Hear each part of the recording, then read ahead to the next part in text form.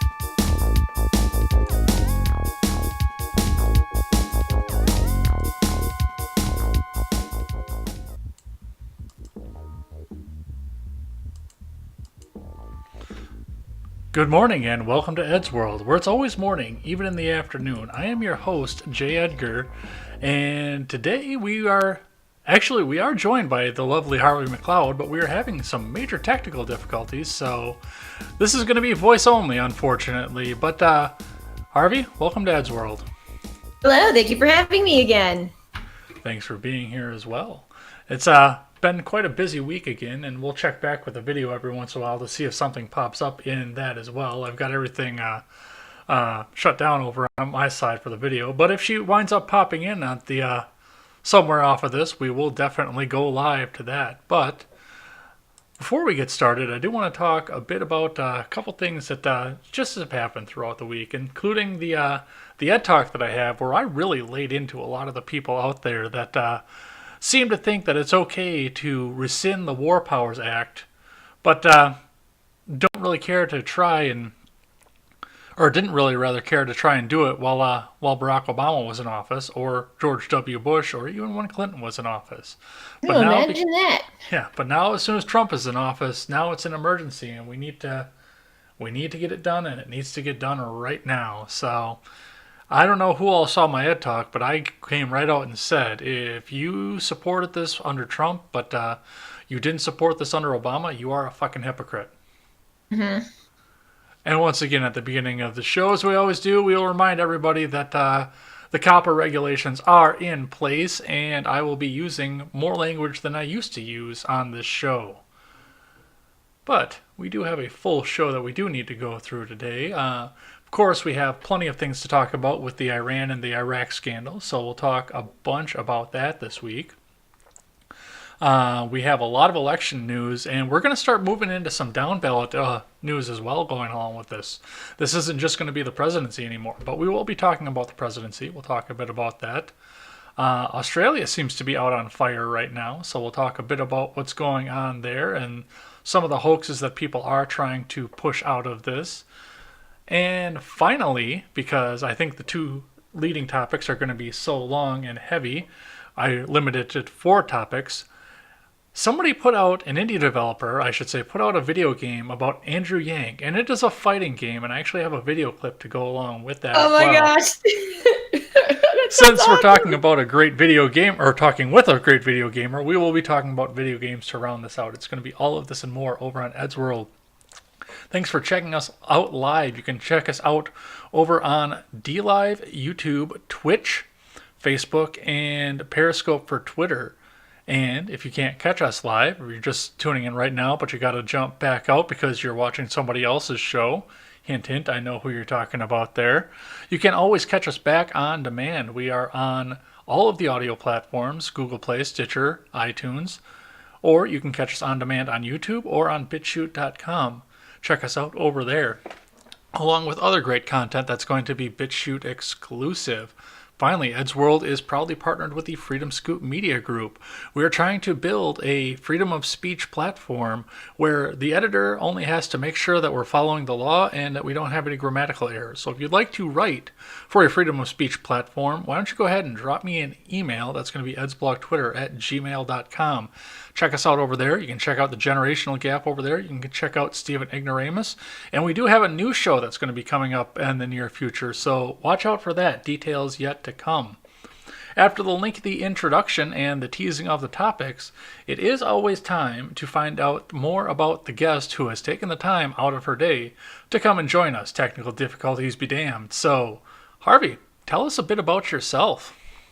Well, my name is Harvey McCloud, and I started doing my whole little Twitch career probably about 3 years ago, coming up on 3 years ago while I was living in the Bay Area.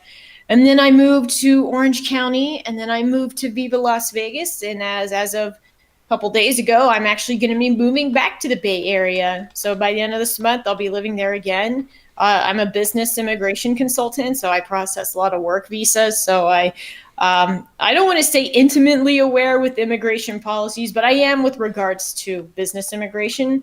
So some people like to tell me I'm not an expert on the subject, like maybe not in its entirety, but I am with a lot. And in my free time, I'd like to work out and stay in shape, and I like to cook, and I like to listen to music like everybody else. And I'm a diehard fan of King of the Hill. And King of the Hill poops, as I've noticed from checking out your Twitch channel, which I do encourage everybody to go and check out as well. And speaking of your Twitch channel, you teased a little bit about when you started out your Twitch career, but what got you into playing video games online for strangers? Well, I was familiar with Twitch since about 2014. I would watch my friend play Donkey Kong all the time, but I just never had the drive or ambition to just play, with other people. And then when my husband got a new job with a winery, he was out of the house a lot. And so I got really bored just kind of sitting at home, and I thought, well, I like playing video games. Let me try giving this Twitch thing a shot so I can talk to other people while I play video games. And that was pretty much it, because when I wasn't doing that, I was just getting drunk all the time. Well, there's and nothing watching wrong with that. Disney movies. I guess so, but like now I can get drunk with other people. Those days are behind me, though, sort of. Now, we touched on this a bit last time, the last time you were on this show, but I did want to point one other thing out, and that is for the new listeners in here, you also have a political podcast history. So I'm not just talking about a video game here. I'm actually talking to somebody who's been in this industry before as well. So tell us a bit about that and how you got into that and how you came out of that, essentially. Yes, I briefly had a regular conservative podcast with my friend Sean, who's also on Twitch. He is a man in Korea, and he likes to center some of his content around being a black man in Korea.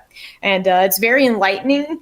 It's very fascinating. And, male to female, black to white, or what have you, we still like to discuss the same topics, and we had similar viewpoints on such topics. So we thought we had an interesting dynamic going on to discuss these topics, because people like to say that blacks and women and other minorities are kind of oppressed, and we never felt that way.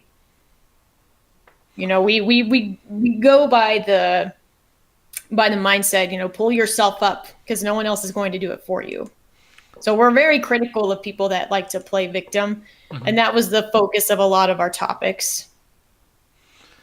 And I do want to give a shout out to the audience here. We're going to be moving into topics in here for just a moment.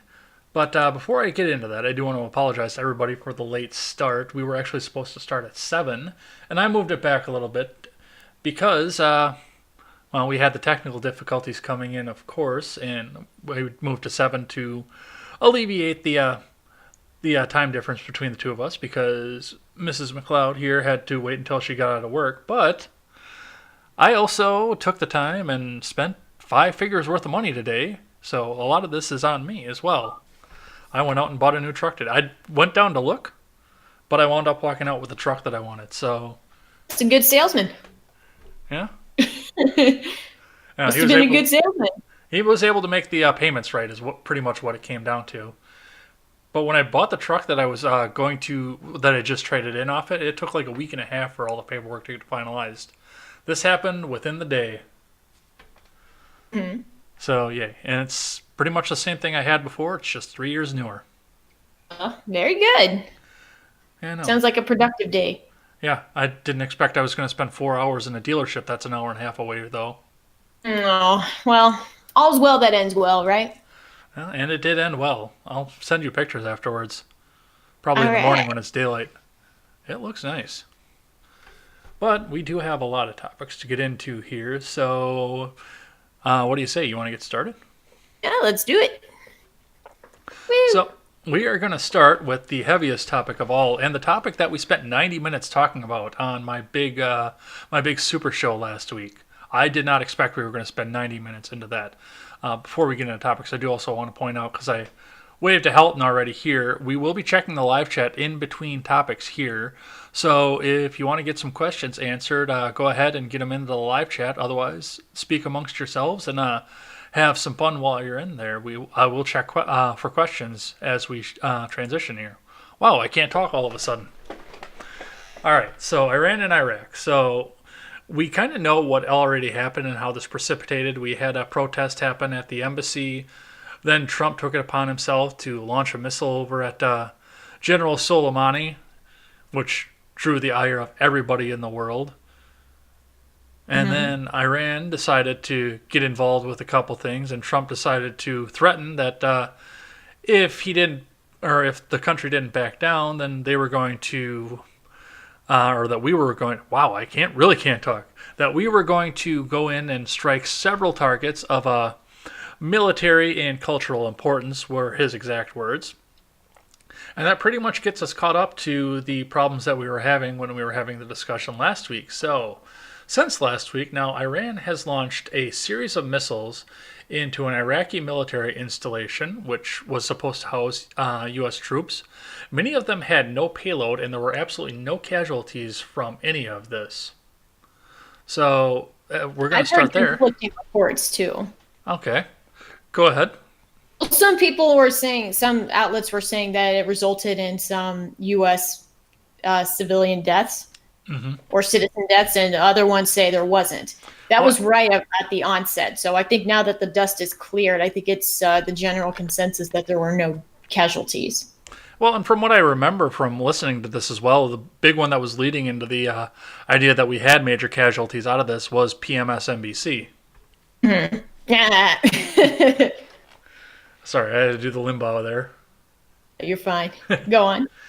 So yeah, that's actually one of the things I want to talk about is the fact that yes, it was the left wing media was coming out trying to gin up this idea that there were massive casualties out of this, and because Trump decided to run his mouth, now we have major casualties out there. But the actual facts surrounding this don't support that. That's true. I know. Why would they do that? It's obviously they want to blame him with something else. And that's been big part of this. Is I mean, ever since the militants came down into the embassy, this has been a blame game towards Trump, trying to find something to blame him for.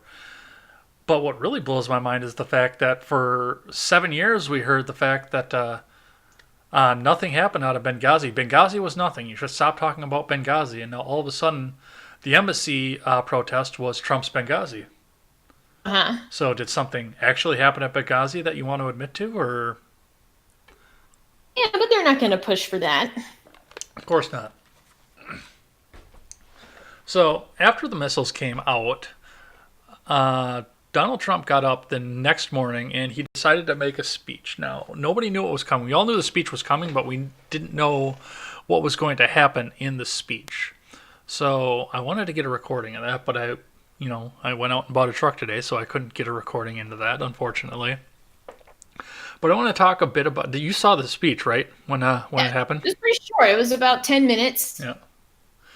It was. There was a good messaging that went behind it as well. I mean, he came out and assured us that he doesn't want to go to war in Iran, which I think is going to play really well to a lot of maybe not his base because I know that everybody was ready to go in with guns blazing, cowboy wise. I got into a few arguments over on Twitter because of that.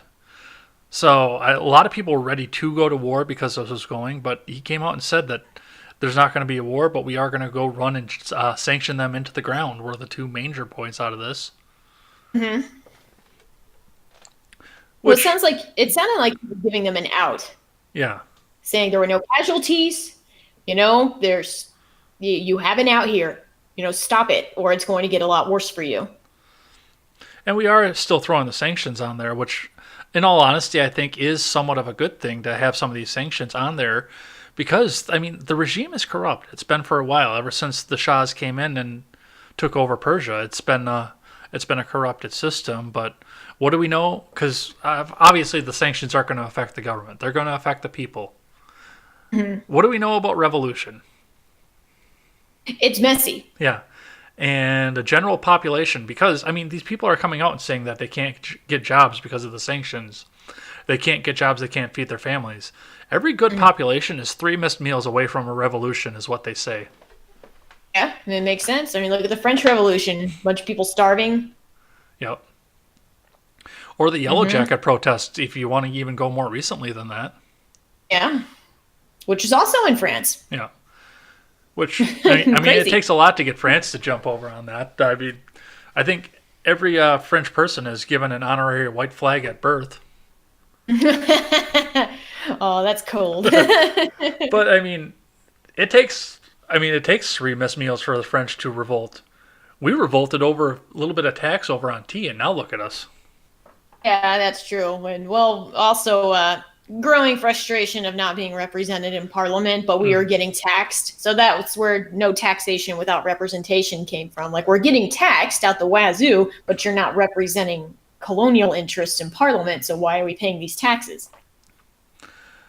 What do you think it would take, other than just the sanctions, to get the powder keg to go off to get the people to rise up against the Iranian government, to rise up against the mullahs that chant death to America?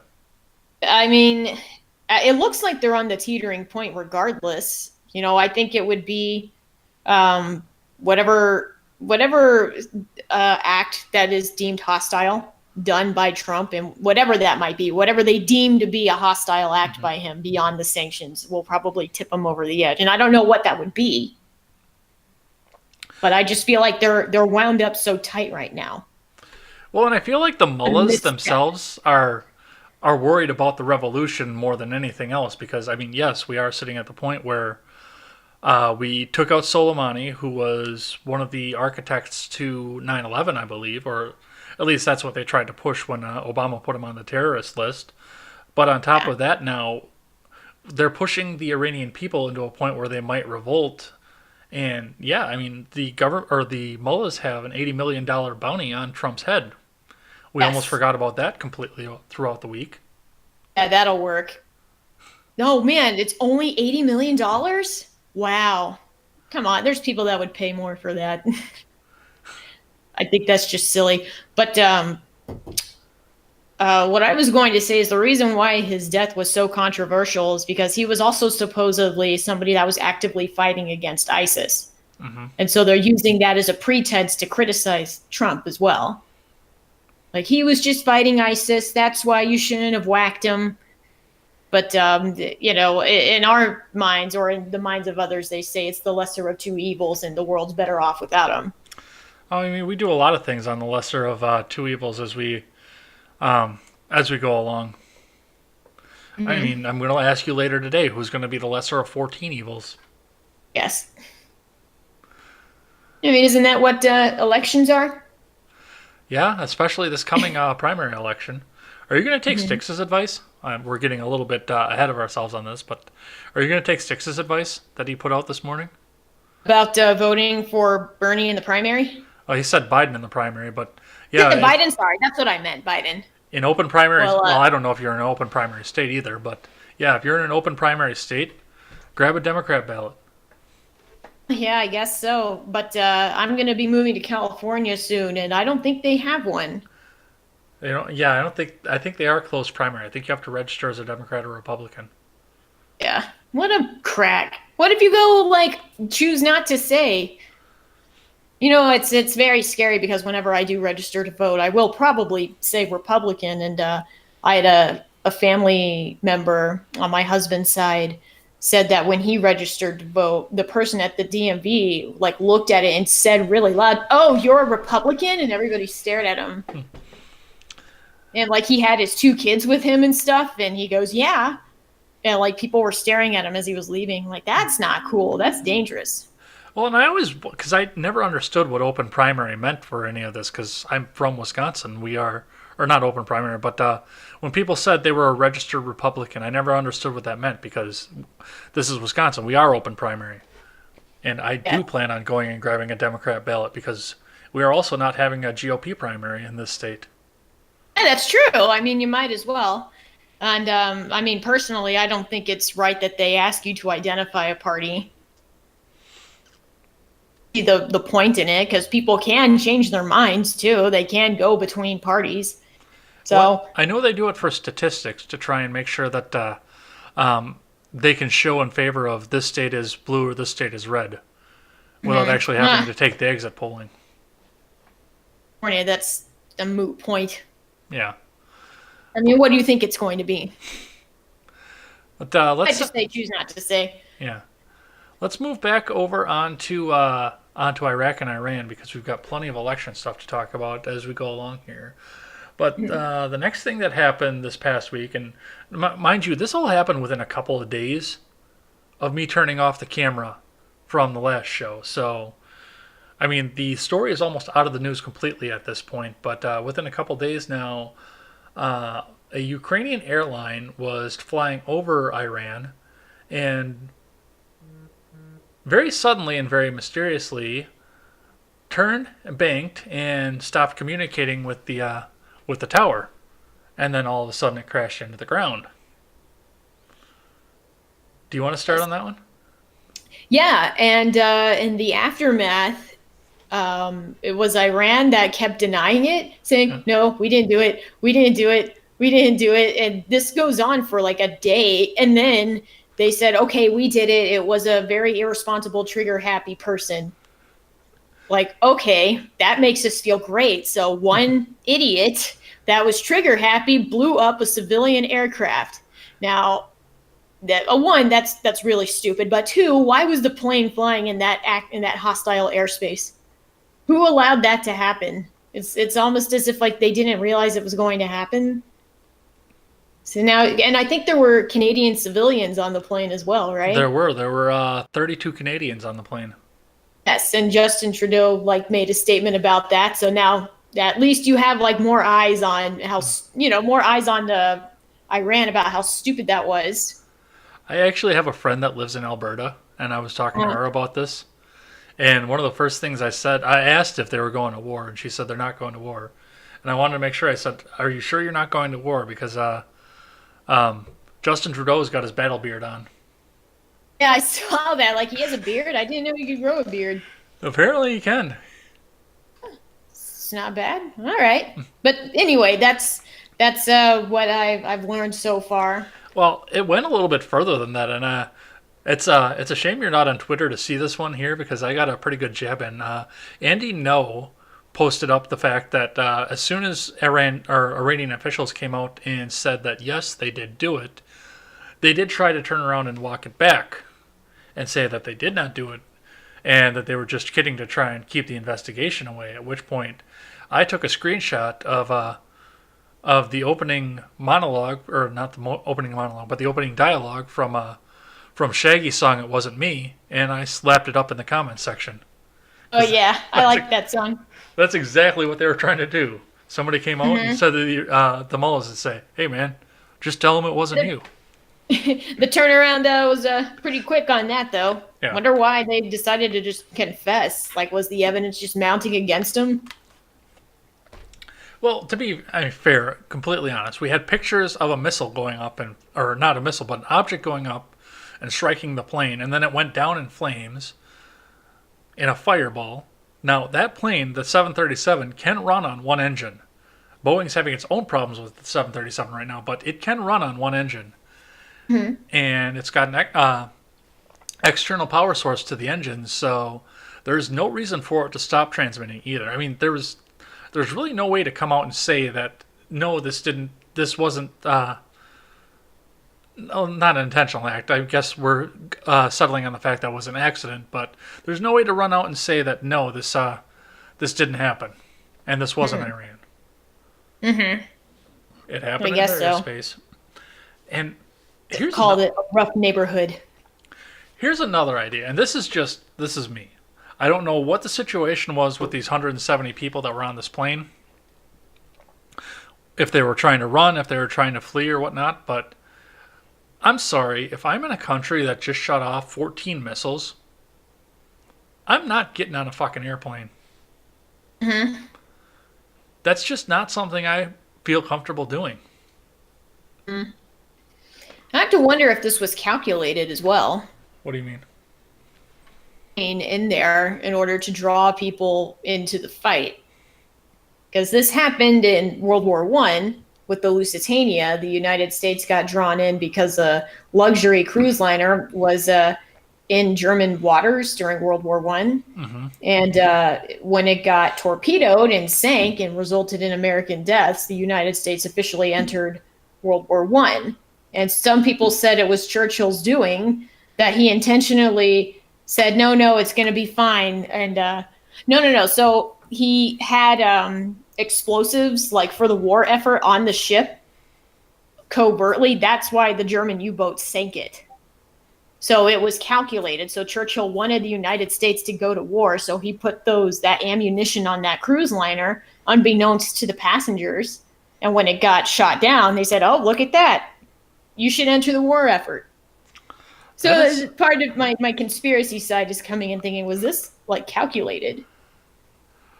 I'm gonna have to make sure that Steven listens to this episode because he loves conspiracy stuff, and I mean it's absolutely plausible. How many people have been trying to get us into wars around the world since Trump was elected? Korea, the Middle East, the Middle East, the Middle East. Yeah, why? And again, why would you fly over a hostile airspace, over a war zone? It just doesn't make sense. I don't know. It's yeah. I guess for me, I wouldn't get on that plane. I wouldn't have gotten on that plane at all. You know that they were probably saying, "Oh, you're fine. Yeah, you're everything's gonna be okay. You're gonna make it back safely." And no, But if we were trying to draw America into, well, I suppose we just signed the USMCA, so maybe that would seem as making Canada our allies. But wouldn't you want to take one down that had American citizens on it? yeah. But how many American citizens are flying over there? That's true. Just soldiers. Hmm. And it looks like they tried to do that, but they failed. Because well, wasn't one of the things about that attack like the missiles weren't up to snuff? They weren't very reliable. Yeah, I think. Well, the ones that went out onto the Iraqi military base had no warheads in them, had no payload to them. Hmm. So there's that to keep in mind. Sorry, I'm just adjusting something here. So anyway, the next thing that we had coming out of this now is Ilhan Omar came out and made a what was that? Sucks. Ilhan Omar came out and made a statement. I believe it was the day after the plane went down, and saying that she is actually having physical PTSD from this entire situation. Now, she was able to do that with her regular smile on her face, but I've never seen anybody with PTSD recall the triggering event with a smile like that. But did you see any of that speech? I saw this speech. I also saw one of her constituents or whatever speaking, and she was laughing in the background. Okay. Yeah. That part, yeah. Like, oh yeah, she seems so traumatized. I don't know why that woman is still in Congress. I don't know I why she don't hasn't been either. censured. I just I don't either. Are they the next election? You know, maybe she'll be voted out. I don't really know what she's done other than say Orange Man bad a lot. well, that's what a lot of the House of Representatives has done at this point. Hmm. So The there's crop. that. I don't know. Do you think she really has PTSD? No. Do you, Well, I know that PTSD can, I know that it exists and that some cases are less severe than others. But I mean, I'm not seeing the signs myself. I'm not an expert. I mean, maybe she does, but I'm not really convinced myself.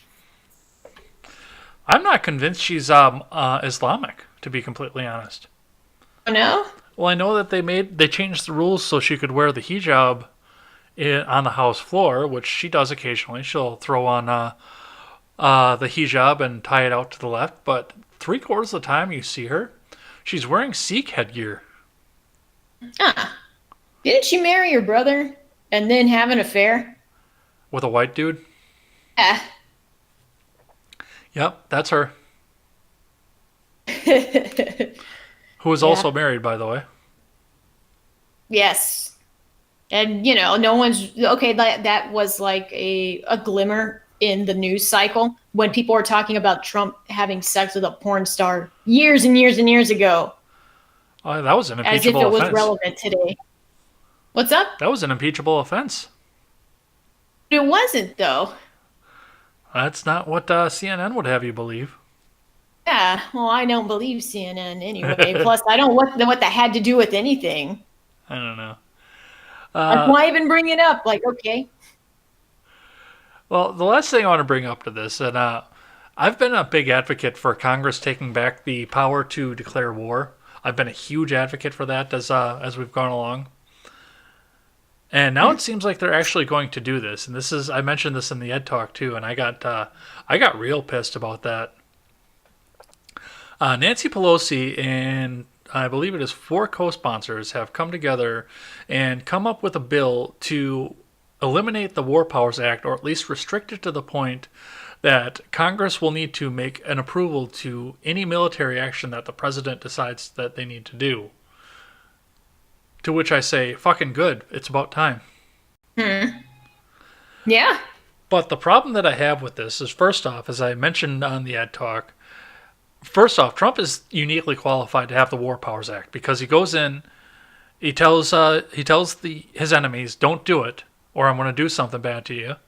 They do it. He does something bad, and then he just walks it back. He doesn't take an additional step. Whereas that after the mother of all bombs fell in Syria, the first one that he did, if we had a fucking Bush in office, that would have been followed by the entire force of the United States Marines.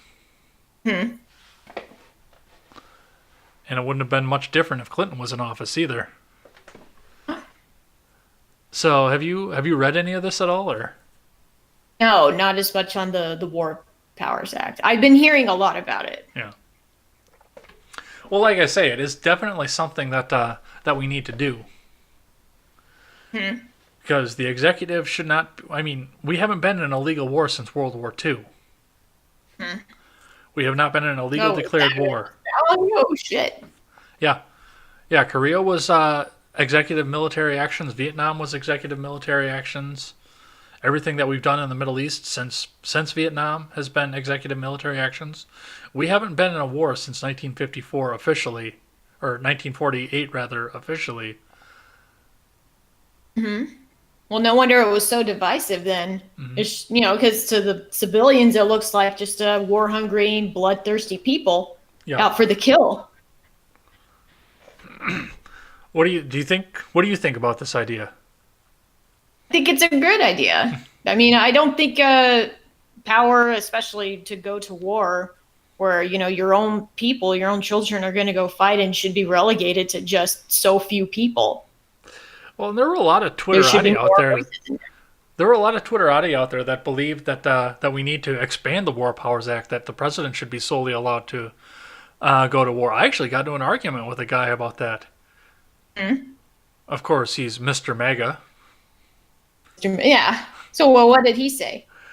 Well, he said that I was stupid because I was stupid, heartless, and I was a soy sipping latte, which earlier on in the week I'd been called a warmongering Trump supporter. So I don't know how I can be both of those things in the same week.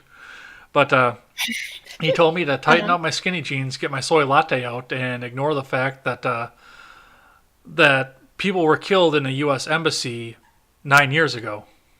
Mhm. Yeah.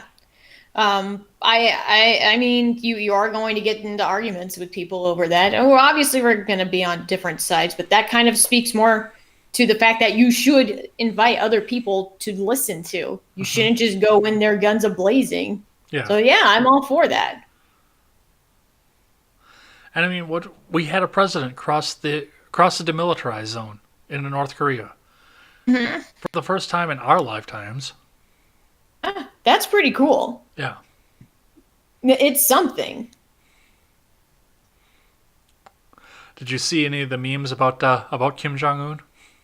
I haven't. Since I'm not on Facebook anymore, I don't see a lot of memes. They had a meme. He was just sitting there with that kind of surprised look on his face. It was right after the Soleimani bombing, and it said, "Kim Jong Un just shit his pants." Nice. All right. Do you have anything else to go with on this topic? I mean, it's not 90 minutes like we had on my last show, but No, I think we can move to the next topic. I think we're still in the development phase.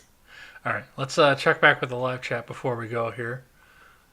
So, Ron Helton, he doesn't think it's over. Thanks for watching, Ron Helton.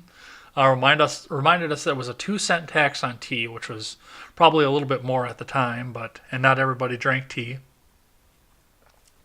There's another president who allowed CIA to assassinate the leader of another country, and those assassins turned on him. Looks like history might be repeating himself. Let's see, Mr. Behavior's in here. Welcome in, Mr. Behavior. Make sure you pop in on your Twitch stream as well, so I can point people out in your direction, because I like to do that. We gotta get Chris back on here at some point. Chris, let's talk about this after the show. We're gonna get you back on this channel at some point here. Uh, he says he hasn't been streaming for a little bit. Okay, so yeah, Lokes hasn't been streaming for a little bit. Let's see. It's hard work. Been over 20 years since I last moved. Just okay. Yeah, looks like Helton hasn't moved for a while. Reigning in power to make wars overdue. UBCS mercenaries here. Looks like that's somebody you know. But welcome into the stream. Congress was tasked with declaring war because the people they represented would be fighting those wars. That's an excellent point, and paying for those wars. So Yeah. that is an excellent point. I'm glad you brought that up. Try to keep the politics out of doing my job. I was contracted with Colombia's anti-narcotics task force as part of a Merc outfit hired to take on cartels and armed traffickers. Yeah, I read a Clancy book about that, but I don't know what's been going on recently with that. But I'd be Oh, interested to that learn. that real or are you in character? That would be Carlos was saying that, so I'm not sure. Yes, I know. He's a Resident Evil fan. Oh, okay. So I call him Carlos. I don't even know if that's his real name, but I call him Carlos because he cosplays as Carlos Oliveira a lot. So All right. Well, that's all we have for the chat right now. After we talk about the elections, we'll stop back in. So thanks everybody for being in and chatting, and keep going amongst yourselves, and we'll look for questions after we talk about elections. So this is going to be kind of a mixed bag. Usually we have one specific presidential topic to go to, but I've combined a lot of things into one topic here. So let's go right down the stack here. First off, this is kind of in your neck of the woods, if I'm not mistaken. Maybe not your direct, any of your direct districts. There's the word I was looking for, but definitely close by to you. And that is that Dr. Drew has decided that he wants to run against Adam Schiff coming up here. now So, I'm not too familiar with that. So can you refresh me? do you know who Dr. Drew is? The name is familiar. Dr. Drew is most famous for a radio program that he's done on several independent stations. He usually actually runs on FM. It was called Love Line. It was Oh, where that's right. teenagers Yeah, would call the in to ask radio about their genital personality. warts. Nice. So go on. So he wants to run against Adam Schiff. Yes, he actually is. I believe he's a psychologist. So he actually has a doctorate in what he does. But yes, he did that. He's done some other projects as well, and he decided that he wants to make it official and run against Adam Schiff in California. Oh, that'll be interesting. Is he like more of a right leaning or left leaning type guy? Well, he's probably left leaning compared to me, but he's probably pretty far right for California, if Hmm. I had to Oh, that should guess. be interesting. What kind of buzz did that drum up? It's kind of fell in Like, and out, but sucks. I do want to talk to the idea because of this of celebrities jumping up, especially, excuse me, in California to run for these offices because, of course, now we have Cenk Uygur wants to run in and run for Katie Hill's old district. Hmm. Is he stationed in California as well? Yes, he is. Okay. Man, can you imagine if he and Ben Shapiro like tried to run against each other? I don't think Ben Shapiro lives in that Legendary. district, but yeah, that would be No, I awesome. know that. I'm just saying for anything, the debates would be legendary. But I mean, we've got Alexandria Ocasio Cortez, who has become celebrity because she was in politics, and now we have celebrities trying to run and get into politics. I thought there was Hmm. another. I thought there was a newscaster that, well, obviously we have Chris Cuomo's brother, Andrew Cuomo, is the governor of New York, but we have this idea of celebrity that's jumping into politics. So, and of course, in that same state, we had, well, Cuomo's our New York, but going back to California, in that same state, we did have our first ever official celebrity president because Reagan ran from California. Yes, he did. Hollywood type. Yeah. Mm-hmm. Do you think this is Well, a good screw it. Let's direction to just get go? Howard Stern in there too. Why I would not? love that. I would love that. Right. Oh my God. Lim- Ben's not interested in running. Oh, I see. Limbaugh, the representative from Florida. Limbaugh, Rush Limbaugh. Yeah. Rush Limbaugh is awesome. Okay, look, he ain't perfect, but he's willing to make fun of himself, and anybody willing to make fun of himself is all right with me. Family Guy episode. Yeah, no, and yeah, he's willing to work on both sides. And he actually gave his real voice to somebody who would have been even considered a left leaning back then. So yeah, I think he's Mm, a good guy. But I do wonder and worry a yeah. little bit about the celebrity and politics thing because, I mean, at that point, look at Cortez. Now, Ocasio Cortez is hated in her district. In fact, the state of New York is trying to redistrict currently to get rid of her district so she can't run anymore.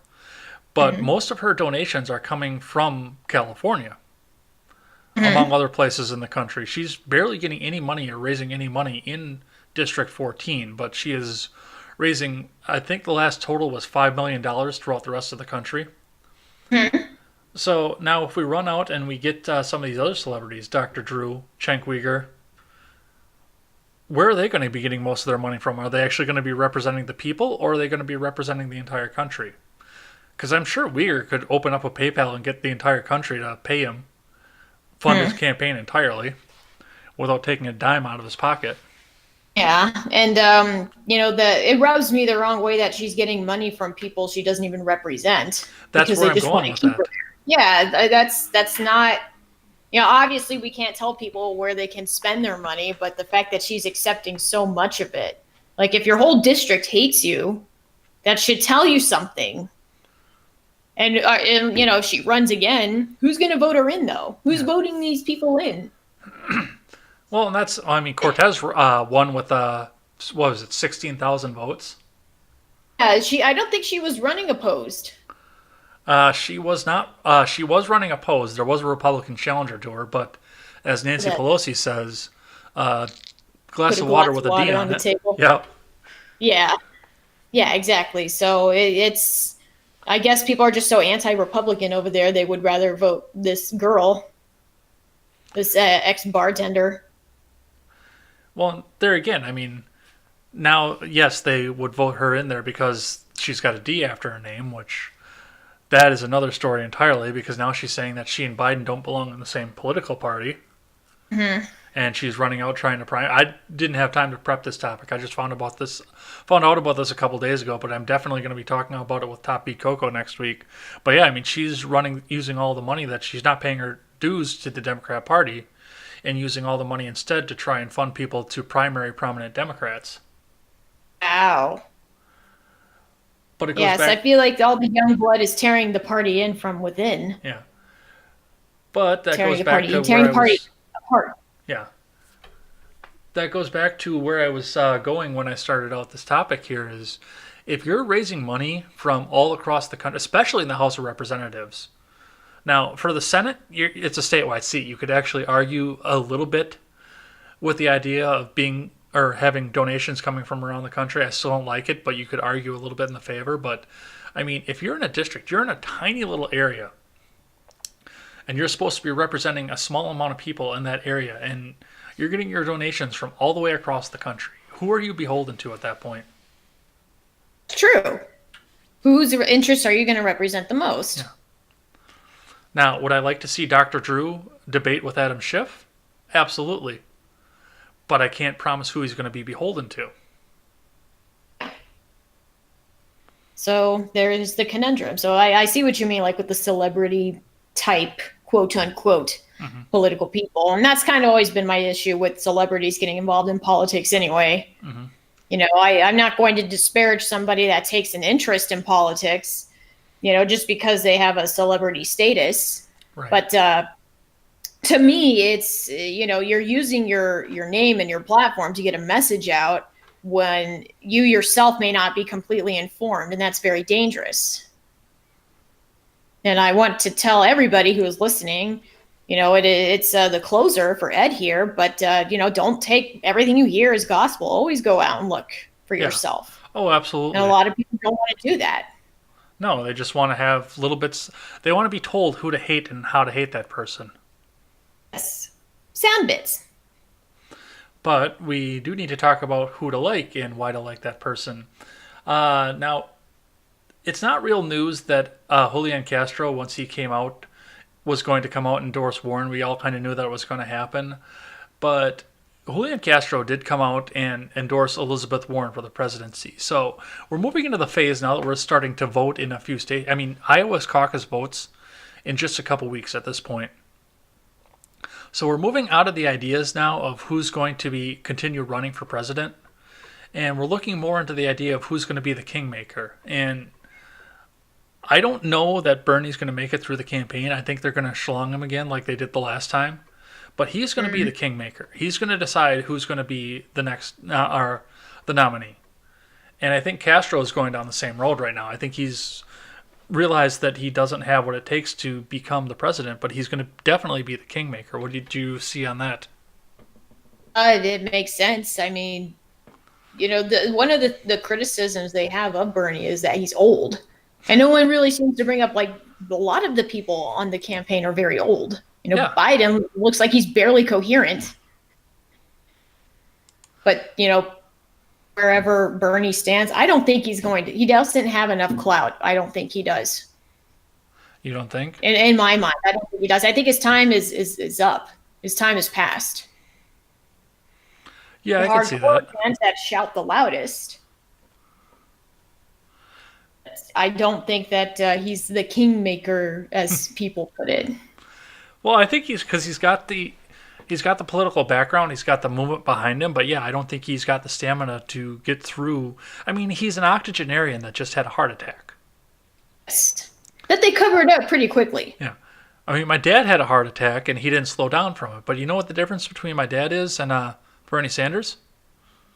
My dad was 53 when he had a heart attack. Oh, yeesh. Yeah. At that point, they just take a piece of your artery out of your leg and stick it in your heart and send you home. It's like an oil change at that point. Yeah, pretty much. And, you know, you look at Trump, like he's, 73 now? Yeah.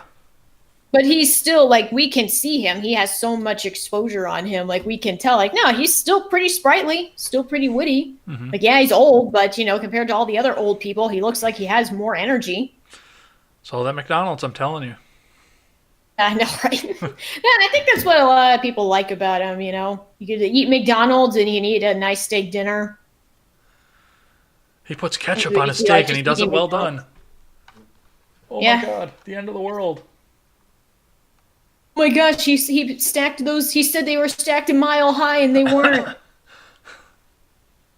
Like, oh, really? Are you ready to cringe? Yes, let's do it. Yeah, you already know what's cringy about this.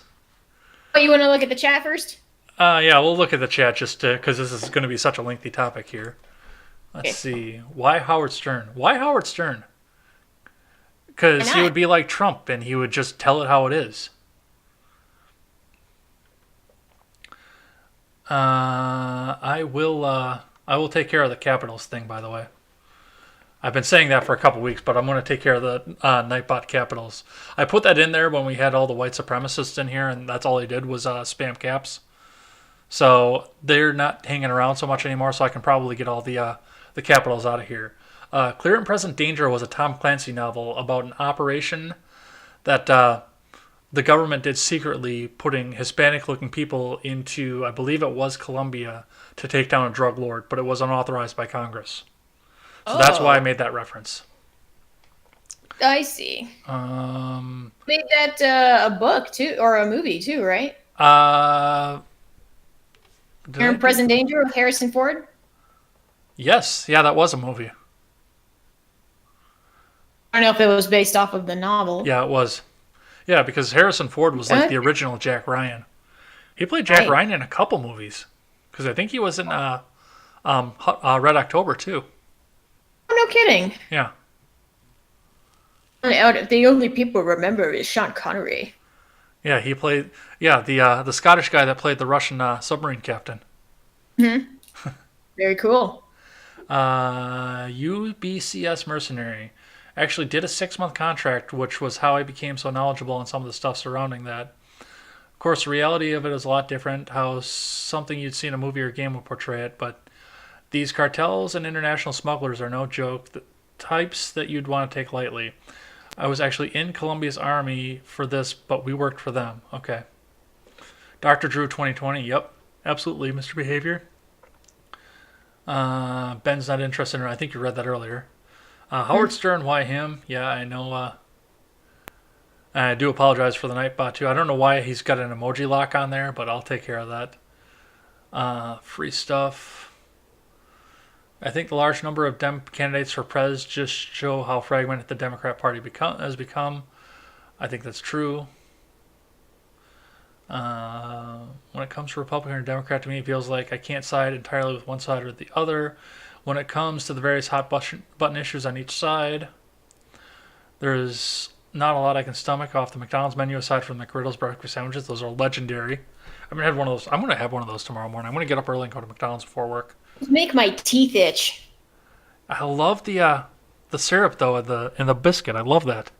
Yeah, those make my teeth itch. I haven't had McDonald's since I was in college. Yeah. But really quick, getting back to what Carlos mentioned, that is the inherent flaw with the two-party system. Mm-hmm. And how tribunal, is that the word? No, Tribalistic that's the the word. parties have become in the United States. If you side with one, everyone thinks that you're for everything that they stand for, and that's not true. In fact, I don't think I met a single person in that side 100% with their party. No, and I'm definitely. I mean, I voted GOP the last couple times, but I'm definitely not in league with them. I would be closer to the libertarians at this point, but I'm still not on board with them entirely, and I can't pass their purity test. Well, I think pure libertarianism is just anarchy. No, there's it's small government. It's not complete anarchy. Not complete, but it gets there. You ready for some cringe? Yes, let's do it. So Elizabeth Warren had an interview with Elle in which people wrote in with their questions, and this was just a pandering move to try and be more relatable. And I've actually taken a couple selections out. We're not going to sit and watch the whole 8-minute video. I will link that in on Twitter and on my Discord server. But we're going to go ahead and watch. I think I've got 2 minutes clipped out of that. So Okay, when I first saw the first question, I was like, okay, that was a pretty good answer. The guy I like is ghosting me. What do I do? Move on? Like, okay, that works. But there was one that really pissed me off. But we'll see if you selected it. I probably did. All right. Interact. And go. And I'm running for President of the United States. Oh, I'm here this with bitch. Elle to solve your problems. Because if you haven't heard, I have a plan for that. She has a plan for that.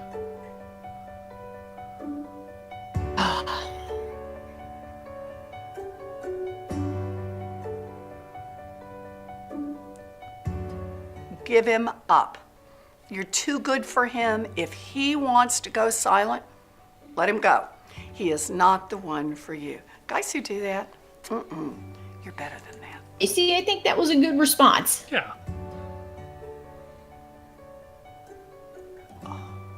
Introduce her to a dog, a specific dog. You got to move from the general dog, where she's thinking, oh, dog hair and smells funny and, licks on you and stuff like that. And get her to go with you, maybe to a shelter. And talk about, well, if you were gonna, which one do you Her like? stare is so intense. What would you name? Make it specific. And It's you'll have a roommate who'll be into a dog. it's the Native American heritage. Yes, that's her war face. Oh my God. What a dumb fucking I have question. a plan for that. She has a plan for that. And that is, we need to cancel student loan debt. This makes no sense at all. We're crushing an entire generation with student loan debt. So the first thing is come help me do this.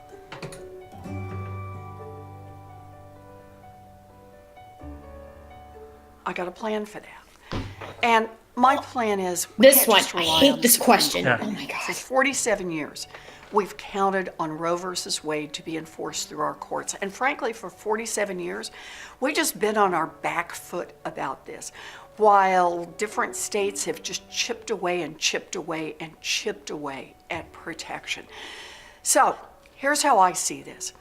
About 3 out of 4 Americans all across this country support the rule of Roe versus Wade.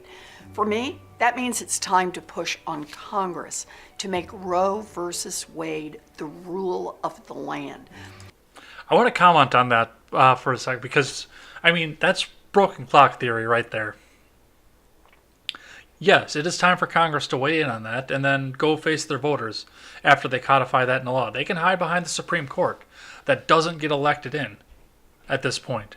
And that's what they've been doing for 50 years. Yeah, let Congress pass the law and see how many of them are sitting in Congress afterwards. What part are you talking about? Having Congress come in and codify Roe versus Wade. Oh, I see. She's absolutely right on that. That's, if you want to have the law, it has to be done by Congress. If you have it in the Supreme Court and just a Supreme Court decision, it can be sued out of existence in a second. If you really want this to be law, make Congress do it. But once again, we'll see how many people are still sitting in Congress by the end of it. Because I think a lot of them will get voted out the next time. So I tell you That's what, probably let's do. why Let's get they into like the to fight hide behind politically. Let's get into the fight. them. Because Hang they're on appointed to for the life. United States House of Representatives. We know they'll be with us to take back the Senate so it's not in Republican control and to win the White House. We do that, we can make Roe versus Wade the law of the land for everybody, everywhere. And then this one. Oh, you're already on top of it. Answer, volunteer. Volunteering is truly the best. You'll meet people who are engaged and interested and who are so happy that you're there. Volunteering is easy. Yes, come work for my campaign Find for folks free. online or show up at any of the offices that someone is open. We'd love to have you. Come volunteer, Yeah, be part of it. come, And I'll tell you work for why. free. It's not only about the issues we talk about all the time, it's also about repairing our democracy. Look, if we have a political process that's all about corporate CEOs and lobbyist money and billionaires, then we're going to have a country that just keeps working better and better and better for rich people. Right now, this election coming up, 2020, this is our chance to make this democracy work for the people, and the heart and soul of that is volunteering. So please, we need you. Come, volunteer. You won't be sorry. Warren, and I'm running. So that was that. Did I get the right one? You want to address these points one by one, because it looks like the chat's getting into it. Well, you've been reading the chat. I've been watching the stream. So why don't you start us off on that then? Yeah, let's do that. Okay. Well, let's start with the first one, the one that we can agree was a good answer from her. Okay. Yeah, the one where, like, my boyfriend or some guy I like's been ghosting me for 3 months, and she said, "Just stop talking to him." Well, yeah. Okay, obviously. that was a good answer. Yeah. Yeah, that was a good one. All right, what was the next one? What was the next one? Crap, I would have to go back and look again, and I really don't want to do that. Okay. All right. Well, what about the dog was the next one. I don't know. She was kind of saying you should take your roommate with you and basically not give her a choice, which is stupid as hell. No, that's socialist. No, well, she was basically saying, why don't she didn't say, like, get your roommate's permission first, because they're sharing the space and they're helping pay for it. And maybe that's just because I've had bad roommate experiences. Yeah. Luckily, there was no pet involved, but I've seen so many issues arise from pets, like the owner's not really taking care of it, the dog's like messing up the house, and the roommate's like, I never agreed to this. So if the roommate's not down with it, don't get a dog. Get another roommate or move out on your own. Yeah, absolutely. That should have been her answer. I've got one question on those two leading questions before we go into anything else. Why is Grandma trying to be so relatable to 19-year-olds? New hot voter base, clean slate. Hot voter base. Is she trying to get her groove back? No, young voter base. Oh, I thought you said hot voter base. Like the new voter base. Yeah. Did I? If I did, I'm sorry. I just had a completely disturbing mental image to that thought.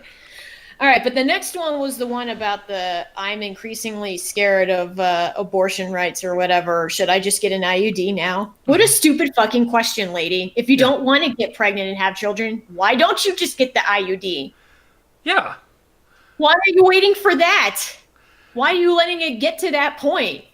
I don't know. That question pisses me off. I feel like people are fighting more for the ability to abort their children, which I recently did become like all pro-life. Like I didn't used to be, but I recently did when I realized how stupid people are just attacking the issue, quote unquote, like way after the fact. Mm-hmm. Like, oh, should I get an IUD or should I just wait until I get pregnant, then terminate my pregnancy and kill my offspring? Like, How about you just take precaution, before you have sex? Like, do you not know what sex is for? You buy a helmet whenever you ride a bicycle to prevent yourself from getting injured. You don't get the injury and then wait for the hospital to fix whatever's wrong with you. Yeah. And then there was a student loan conversation, which looks like Azure Cloud Heart is going. What's that? Looks like that struck a chord here in chat. Yeah, I saw that too. Well, and that's the thing too. I mean, the problem that I have with student loan, and I've been writing an article as to what we need, because there is something we need to do about that, but we can't just cancel it. First off, you're going to put 500,000 people out of work instantly because they're working for the student loan companies. Not to mention, I mean, what was it? It was Warren's plan was to actually just pull that, or her original plan was to pull that money out of the economy, which would cripple us. That would be reverse, what's the word I'm looking for? Reverse inflation to a point where I don't think our economy would survive from that. Well, we're talking about billions of dollars worth of debt. Trillions. We're edging on a trillion. Yeah. Damn. I think 998 billion was the last estimate that they have out there. So somebody brought up the point, like, paying ridiculously high interest rates for school loans. That is not true. Who the hell signs up for a school loan with super spectacularly high interest rates. School interest rates are actually pretty low, like to the point where even my dad was paying off his school loans like well into his 40s because he says the interest is so low, you might as well just chip away at it, when you have the money. Yeah, I think mine is like But 1.2 or something ridiculously low like that. yeah, so I don't know where that idea is coming from. Like whoever's loaning out that kind of money, or whoever's signing up for those loans with high interest rates for school is pretty dumb, because school loans need to be paid off, or not need to, but they tend to be paid off over decades. So there's no reason why you should sign up for school loans with super high interest rates. I don't know where that idea came from. Well, it's the compounding that gets to it because people put them up. And I understand that entirely, too. I mean, I've looked at mine because once I switched job locations this past September, I actually started to get a handle on my finances and I started to get serious about mine. And I mean, I've got, just because it's been 10 years, more in interest right now than I have in principal. Even at 1.2%. Yeah, Because I it don't compounds remember and it my stacks school up. being done. Yeah. You get your degree in? My degree is in auto repair. Okay. And have you been using it? I did use it for a while. I'm not on the floor anymore. I sell the parts now for it. But yeah, Okay. So I did use it. it started you with something and it bled into another career path, so to speak. Yeah. And now I yell into a Makes sense. It microphone. works for you. Hey, that works. Let's catch up on the chat. Like, they look like they're getting into it. Yeah. Well, it's an age old debate. What to do about student loans and what it's going to do for people. And I mean, Ron is going on the neocon talking point, which I understand entirely, is that a lot of these degrees out there are degrees in things like, the joke is underwater lesbian basket weaving. But I mean, gender studies and things like that. But we also have a market for that as well, where people aren't getting any skills out of college. They're going to take a gender studies degree because there are jobs out there that say, like, I had this discussion, I think, with Robert at one point here. I'm a certified CPA. It was something I took as a backup job because I saw that the automotive market was so bloated at the time, with everybody using that as their backup job, that I was on a little bit uneasy that I was going to be able to get and keep a job for a long point in time. So I did take accounting classes and got CPA certified.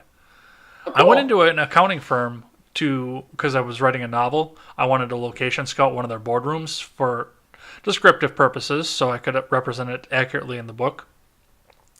And I talked to the lady when I left there, and I let her know that I am CPA certified. I would actually probably be a good fit for the company. And she said, "What is your education?" I said, "Well, I have associates in auto repair, but I'm also CPA certified." She said, "Well, you can't work here because you need to have a bachelor's degree." And just out of curiosity, I said, "Well, what do you need a bachelor's degree in?" She said, "It doesn't matter. You just need a bachelor's degree." Yeah, see, it's just a big conspiracy. Okay. I can't. Is it Ron? I think Ron has a good point. The government didn't start subsidizing education for like colleges and schools and whatnot until 1965, and ever since then, it's gone up and up and up and up. Because you hear people say, "Well, in my day, you could go to college and work part time." Like, yes, you could, because the government wasn't writing a blank check to these schools. Well, yeah, and they had to have lower costs on them so they could get people in the door. Exactly. And now that the government subsidizes it, writes a blank check, now they can pretty much charge whatever they want. And they now I don't know if they're in bed with all these jobs that say, no, you have to have a degree. It doesn't matter what it's in, but people are only getting degrees because you have to have one, but for no real reason. See, I have a different theory on that. And you're right, first off, that you don't necessarily need to have a degree to go and work in an accounting firm or many of these other jobs. I mean, all the information is out there. You can teach yourself anything you need to know about whatever job you want from Google. But if they want you to have a degree, it's because they want you to be saddled up with $30,000 worth of debt so you stay working for them. Yes. for 30, Exactly. 40 years. And, at that Yeah. point, yeah, you're not going to go try and become self-employed because you're going to spend the rest of your life paying that off. And I don't think college is really necessary for most jobs anyway, unless you want to be, a doctor in the medical field, an engineer, or law, where you have to understand the material, the history of your material, practical applications of your material. But other than that, I don't think there's a lot of careers that would absolutely require a bachelor's degree, or the school can set up their own degree plans. Like my degree plan, you had to have like 2 years worth of foreign language. Like only because they said so. That's more classes. That's more money for them. Did you know that That I Wisconsin just released the requirement that you need to have a law degree to take the bar? I can go walk in and take the bar tomorrow if I wanted to. Yeah, And I'd that's true. probably I pass think it. that's in a lot of places. You don't. I mean, all law school does is prepare you to take the bar, but it's recorded every time you take the bar. Right. Mostly fail, and then you finally pass it. They're like, "Yeah, but you failed it like 50 times." I don't know. You want to go back to electioneering? Sure. Well, do you want to address the chat really quick? Let's see what we got here. I think they're kind of going along with the directions that we're going here. Is there any point in there that you want to go to right away? I guess our careers, all you need is a portfolio. Yeah. Although some art snobs might say, well, you didn't have any formal training. What is They formal get all training for pissy art, about though? that. Yeah. Painting. See, I don't know. I'm not an artist. As you can see, I can't draw very well to save my life. I had, I had a roommate that was she was going. It was after I was out of school. She decided she wanted to live off campus, and I had a place for her. She was going to school for art, and last I knew, she was still working at Olive Garden after graduation. And it's a job, too. Yeah. I have a job that is pertinent to my degree, but it's a good job. It's a good career. Well, Marley was actually really good too. Like, I didn't see why she would need an education to do her art. She was good. She understood the theory behind it. It was abstract art, but I mean, she did good work. But now she's got a $40,000 Carthage education to go with it. Yeah. See, I mean, education nowadays is like flipping a coin. Maybe you'll find somebody, maybe you won't. You'll find something. Let's move on here. We'll catch up with the chat here after we finish this out here. I want to touch on New York and their automatic voter registration. So that's that wide was- open for fraud. So that was, I guess, their way of getting illegals to be able to vote.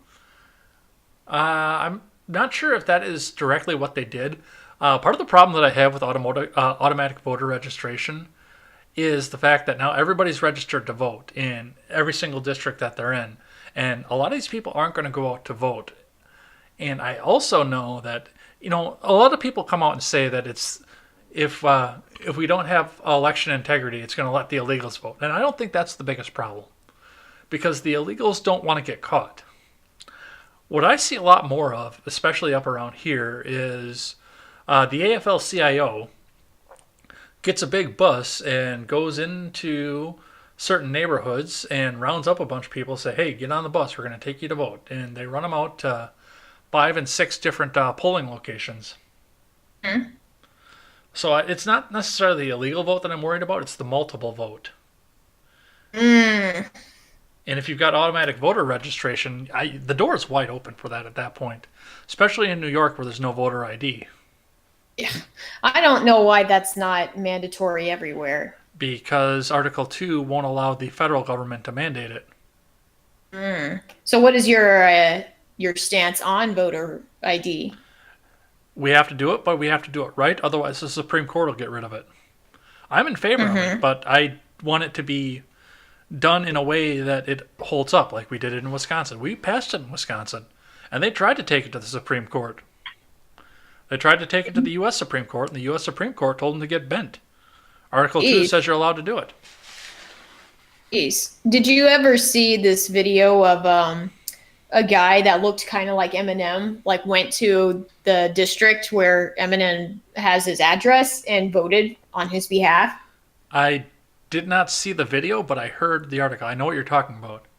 So some guy who looked like Eminem said, "Hi, I'm Marshall Mathers III. My birthday is this day." Like all information you can get on Wikipedia. Oh, And absolutely. he's like, "Yeah, it's me." And they gave him his ballot.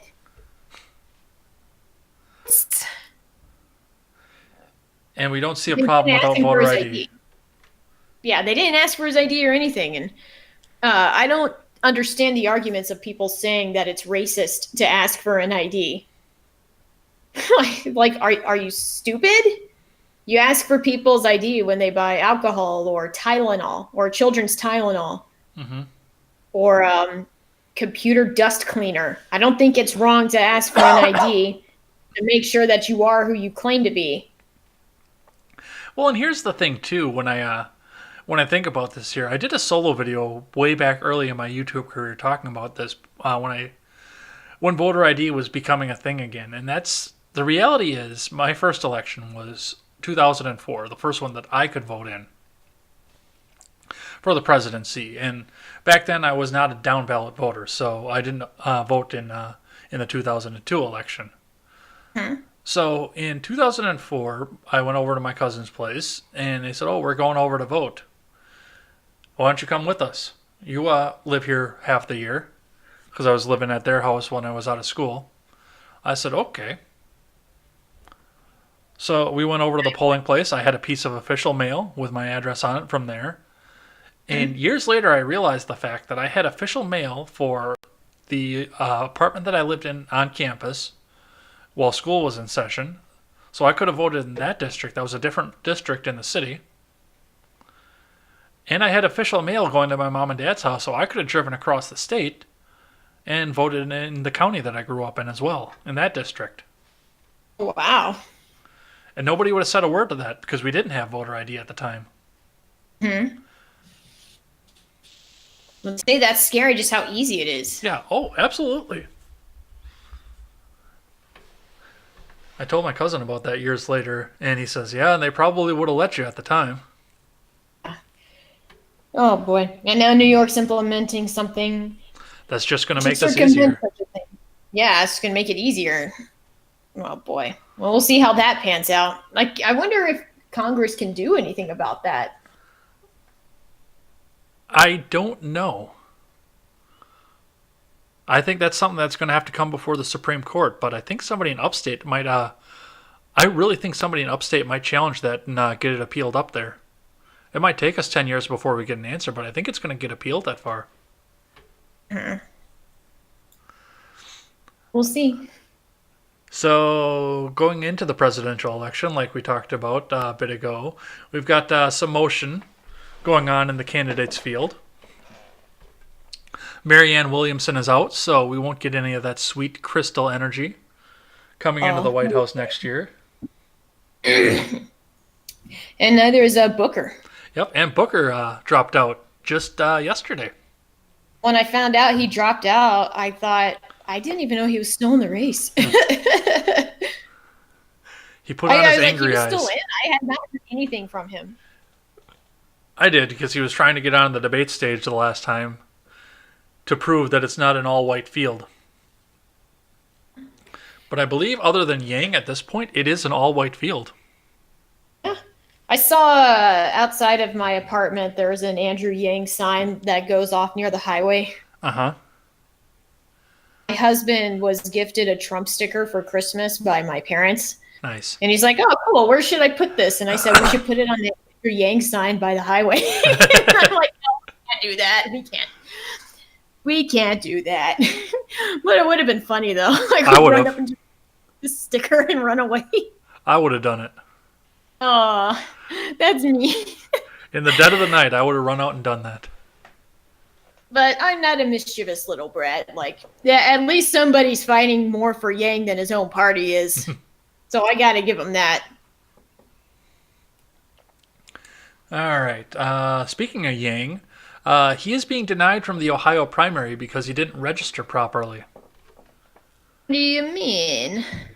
There was some, and I looked into this and I couldn't catch up to it by the beginning of the show, but it looks like he wasn't registered either in time or didn't have all the proper paperwork set together. So Ohio is not putting him on the primary ballots. Oh, dude, that sucks.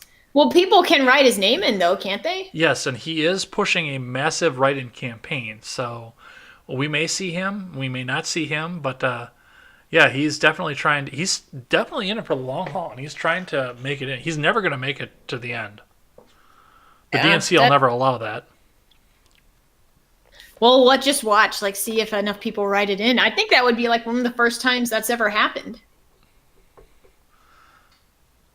Well, enough people will write it in that I think that he's going to get the statistic for it.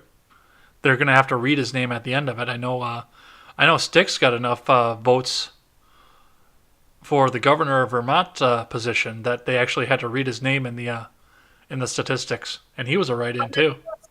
That's awesome. What place did he get? Oh, he got dead last place, but he got enough percentage in there that they had to read his name at the statistics. Not bad for somebody that put no money in the campaign, technically. Yeah. I think if you get over 1% of the vote, they have to read you as a statistical candidate. That's so cool. Tarl Warwick, I think his name is. Yep. Yep. That's so cool. Like, kind of off on a tangent here. Do you watch Razor Fist? Yes.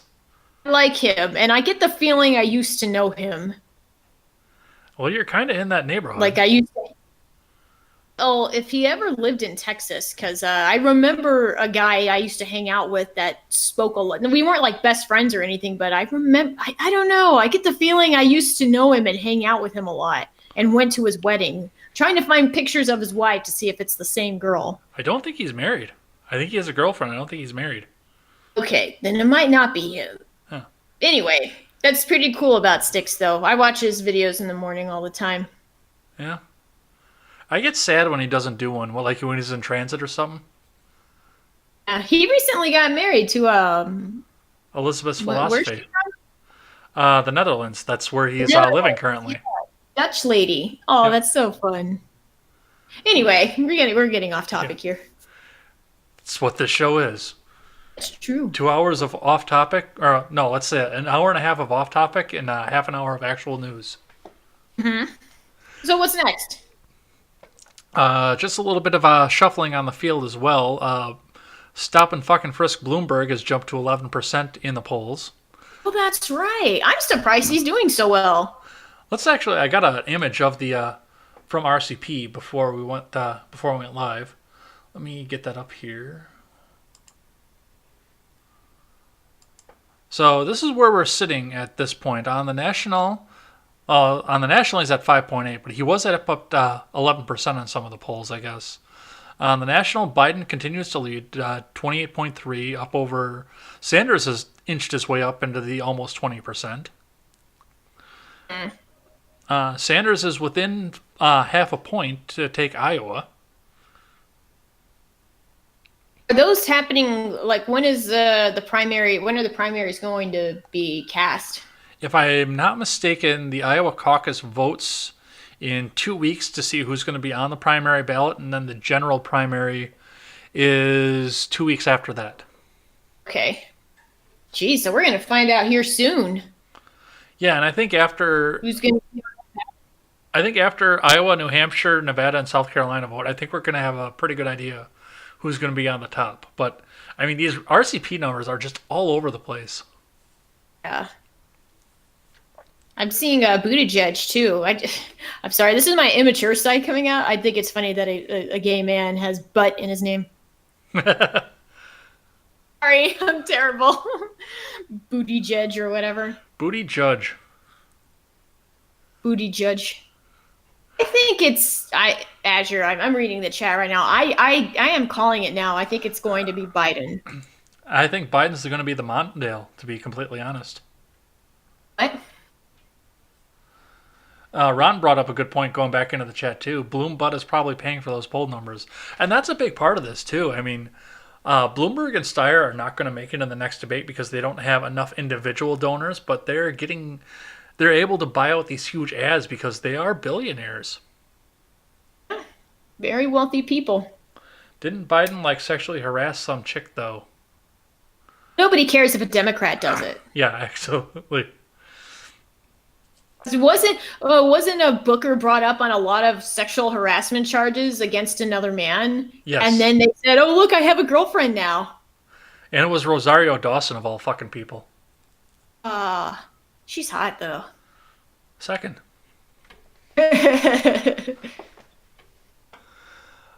But yeah, I mean, and that's the thing too. I mean, these guys are holding, from what I understand, and I don't have network TV anymore, but that's all you see now is Bloomberg and Steyer ads. Mm-hmm. And they're I feel polling. like every president has had a history of being touchy-feely. Certainly not Bill Clinton. Certainly not Bill Clinton. Sometimes if you a really cigar is want just a cigar. If you want, if you really want somebody that's pure, that's like just straight up pure, I'm probably gonna say Pence because he won't even be alone with women that Yeah. aren't his wife. Yeah. Also, he seems to have a non-affinity with gays, so I don't know if he put his hands on them either. Yeah, I don't know. Rosario Dawson has AIDS. Yeesh, Oh, she's that sucks. yeah, we're gonna leave that comment out actually. No, I'll leave that. I'm not touching that. That'll get us thrown off the air. And I do want to stay on the air at least until after election season. Oh, I know. I'm going to be moving back to Silicon Valley this month. So not even before January 31st, I'm going to be in California. So I'm going to see this whole thing play out in front of me. Because last election, I was preparing for a wedding. I was getting married. So I wasn't following anything. Mm-hmm. But now, my eyes are open. And yeah, that was the other topic that I had on this was that Bernie looks like he's in position to take Iowa, New Hampshire, which New Hampshire we all knew he was going to take. If Sanders doesn't take New Hampshire, he's done completely. Because that is basically his state. Yes. Well, Trump's state was New York. Yeah. He didn't win that. Are you surprised? No, not at all. He didn't I'm even win saying the primary it's there. not necessarily an indicator. Yeah. I just want to be the president so bad. He's not going to be president either. Don't think so. His party's not going to allow it. No. It sucks, that's politics for you when your own party turns against you. Plus, there's too much infighting with the Democrats now. Like, remove Trump from the equation, like completely. He's in a unique position now where it's not even necessarily his to win, it's Democrats to lose. Yep. Because they can't get their act together. Oh, absolutely. There's too much infighting. Absolutely. So, go ahead. Sorry, go on. No, you go ahead. Oh, I was going to move into the closing of this topic. Oh, So okay. if you have something else to go, speak now or forever hold your peace. Oh, just, everybody thought that Trump winning the primary, last time was going to be the end of the Republicans, and it hasn't. No. It, in a weird way, it unified them because now everybody was getting attacked. So at the end of the segment, I always ask the guests 3 questions. You've answered these questions before. We've lost a few people in the field, so of course the answers to all of these questions are going to be people who are currently running for the Democrat field. Anybody who has suspended their campaign is not eligible for answer. So first question is based on statistics that we see, and I should probably take the RCP numbers down at this point. But based on the statistics that we have seen throughout this week, the news coverage that we've seen, and the general feel of the electorate, who do you think is going to be the Democrat nominee for 2020? I think the last time you asked me that, I said Warren, just based on what I saw, and now it's looking like Biden. Yeah, she has dropped like a fucking stone. Yes. And after watching that cringy-ass video, I don't feel any better for her. Okay. So the next question is, of the people that are currently running, if you had to have one of them to be the president in 2020, if Trump stroked out and he couldn't get it through and Pence couldn't pull off a presidential campaign, you have to have one of these 14 people. Who is the lesser of 14 evils? I was going to say Tulsi Gabbard. And she is still in. So I just say that because she does seem to have a little bit more of a grasp about the reality, about what's happening in the real world, and is not living completely in her idealistic world that her party seems to want to revel in. right. Yeah, just she seems like somebody that I could maybe listen to, and at least she doesn't come off as a, you better listen to me, or that means you're a racist or a bigot or whatever. She doesn't come off that way, which goes a long way, which is when her turning a lot of people away from her party. She doesn't seem as hostile when she wants to say something, but she does, she's very stand-up-ish. Like, she will stand up for herself. Okay. So she won't take shit lying down. I also don't get that vibe from Elizabeth Warren either. I don't get any vibe from Elizabeth Warren. I think she's completely manufactured. Probably. So now that Williamson is out, now we actually have to think about this next question here. So purely for entertainment value, purely for the lulls, purely to get the laughs when we watch the debates coming up in the later part of this year, who do you want to see be the Democrat nominee? Who do you want to see stand up against Trump on the debate stage? Probably Yang. Yang? Because because it would upset everybody. Would upset a lot of people. Party. And it'll upset it'll pretty much upset the Democratic Party and anybody that voted against him. And it would be interesting to see him go toe-to-toe with the Trump. Well, we will be watching a video of that later, so. All right. Anyway, let's catch up with the chat for a little bit more. Let's see, where did we come from? Where did we leave out of here?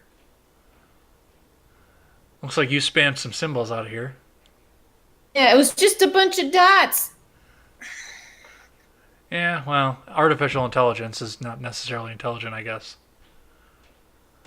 Azure Cloud Heart, I'd be like, bitch, I taught myself. Law school programs people to be legal drones. That's weird, I guess. Graphic design is an art career. You don't need a degree. Slap her with a paintbrush. I like that. A lot of content creation and GIF editing I learned on my own, not through any classes. Stephen, I actually might need to talk to you after the show here, because you might be able to help me out here if you know GIF editing. So we'll reach out after that.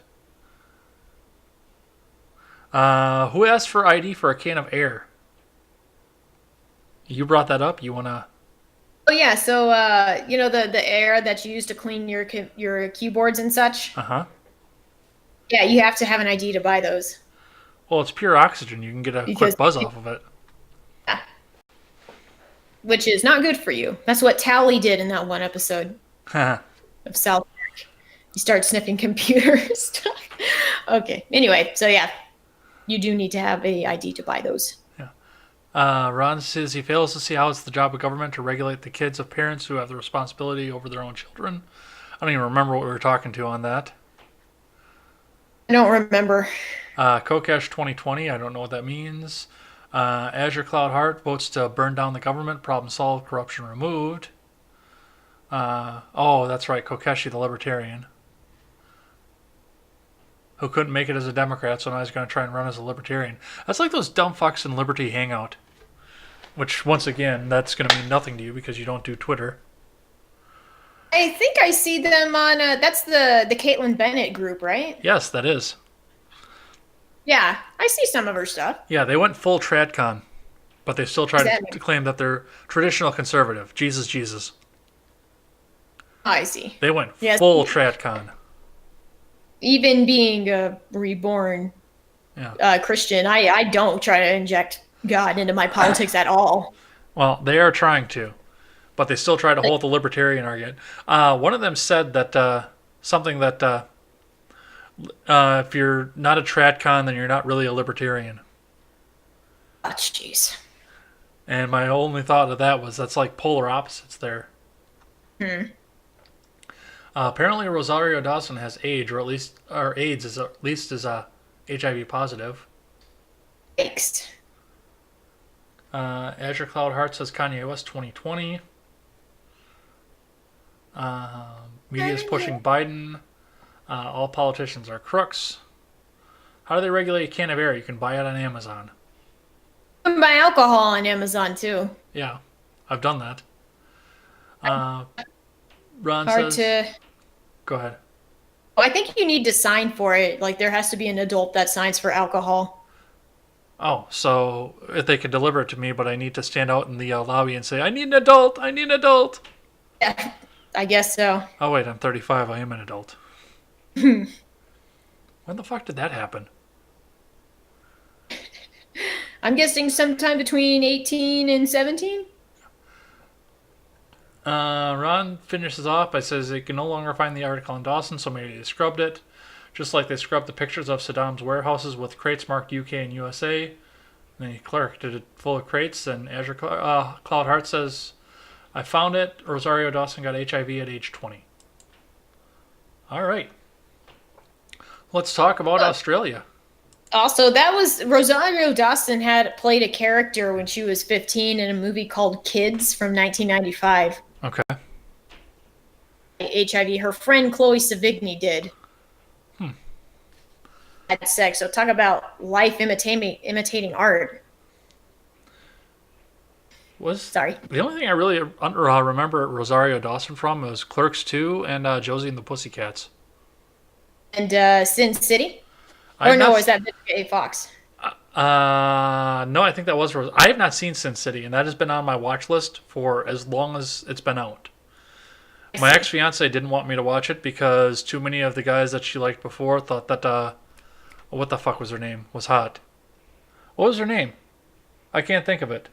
Oh, from Josie and the Pussycats? No. The one from Honey, Jessica Alba, because she was in that. Oh, okay. Yeah, she dropped off the radar, didn't she? Yep. So, Australia? Yes, it's on fire. Yes, wildfires have been raging across the entire continent of Australia in various small places here. The first thing that we saw of this, of course, was that Greta Thunberg, her Thunberging intensified, and now she's trying to tie these wildfires to climate change. But, unfortunately for Thunberg, we have found out that it seems to be a series of arsonists that were starting the fires, but to her credit, they were starting the fires in the name of climate change. What have you seen about this? What's up? Did I lose you for a minute? Oh, no. Are you pulling something up? I am not pulling something up. I didn't get any imaging on this. Oh, okay. Yeah, I think that's a huge blowback. I think they had some 40-something arrests so far. It's been over 80 at this point. Oh my gosh, yeah. So in the name of climate change, we are going to displace a lot of animals and put many lives in danger. I actually have a friend that lives in Australia. He said it's hard to breathe right now. So do I. And yes, she has said the same thing. So, yeah. Well, I don't know. I'm not saying it was due to arsonists, Asher. I'm saying that they already made multiple arrests in connection with fires being started over there. That there's a lot of dry brush there that they don't let you clean up. Yeah, Like that's a problem in California too, isn't it? Yeah. So whenever there's a lot of dry foliage, sometimes people would like to do controlled fires. Mm-hmm. So they can burn those away so it can't accumulate so much that it causes a giant fire. But they don't want you to do that because they think it'll displace the wildlife that lives there. Mm-hmm. Except when a giant fire actually happens, it displaces them anyway, and it causes a lot more damage. Right. And that's been a part of the problem too. And Yeah. once again, we go back to California and the PG&E scandal. When we had the wildfire there, well, part of the problem that California is always under wildfire is that none of this ever gets clear. I mean, we have fires in nature that clear this brush out. Lightning strikes a tree, it clears the brush out. Problem solved, and then you're good for another 20 years or whatever the hell it is.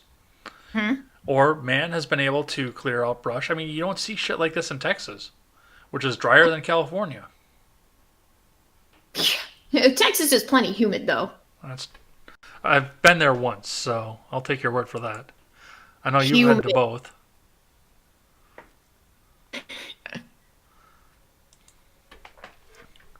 So yeah, that's been a thing, definitely. And I feel for the people of Australia, and definitely I'm going to get some links up into my Discord and onto my Twitter as well. So make sure you go ahead and check that out. Uh, Even if you disagree with the idea of, the people that started for climate change, there are people that are displaced that need your help. There are animals that are displaced that need your help. So go hit one of the links that are either going to be on my Twitter or on my Discord. They were supposed to be in the description, but I forgot to do it. Hit one of the links. Go ahead and donate to some of the people out there because they need your help. And their government is too broke to do anything about it, so they need your help. Go ahead and help them out. Think of the rabbits and the kangaroos. And the koalas. And the koalas, yeah.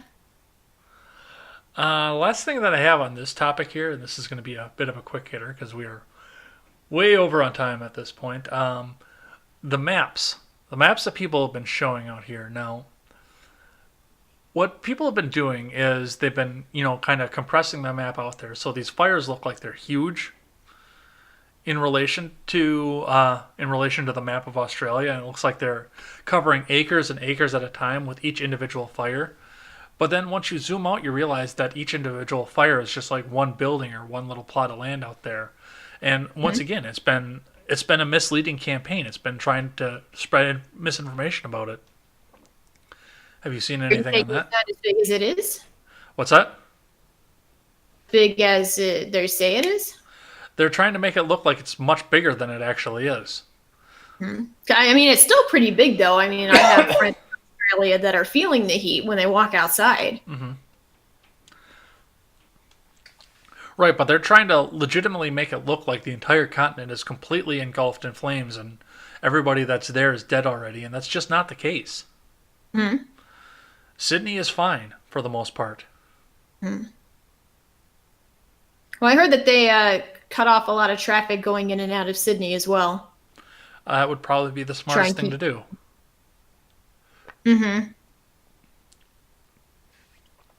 So I don't know. I don't think climate change was involved in this at all. I really don't. But I think that it was an opportunist thing. Like I say, Azure was saying something in the chat where they saw a fire and they tried to amplify it, and that's what the arson was. Well, what was it? It's not due to arsonists. I hear that they started fires after a fire was already started from the literal sun. Yes, and that tends to happen sometimes. I mean, once again, we go back to the fact that we naturally have wildfires because it clears out the brush. But now if they're trying to push this out and make this bigger so that we pay attention to climate change, and the opportunists are jumping on and trying to make this into a climate change thing instead of a natural phenomenon to try and keep the regular balance of things going, I can't deal with that.